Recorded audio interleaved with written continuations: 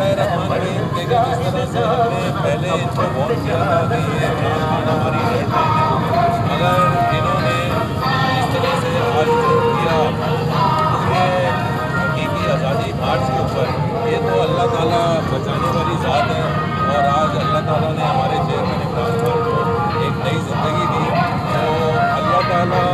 की ज़ात को जो है वो इस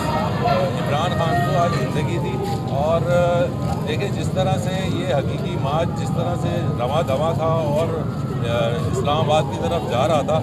मगर इन्होंने उसके हाइल रुकावटें खड़ी की और उसको रोकने की कोशिश की, मगर ये इनकी कौम खयाली है कि ये हकीकी आज़ादी मार्च रुक जाएगा, ये इंशाअल्लाह रवा दवा रहेगा। इमरान खान साहब इंशाअल्लाह अस्पताल से जल्द वापस आकर इसको कंटिन्यू करेंगे। और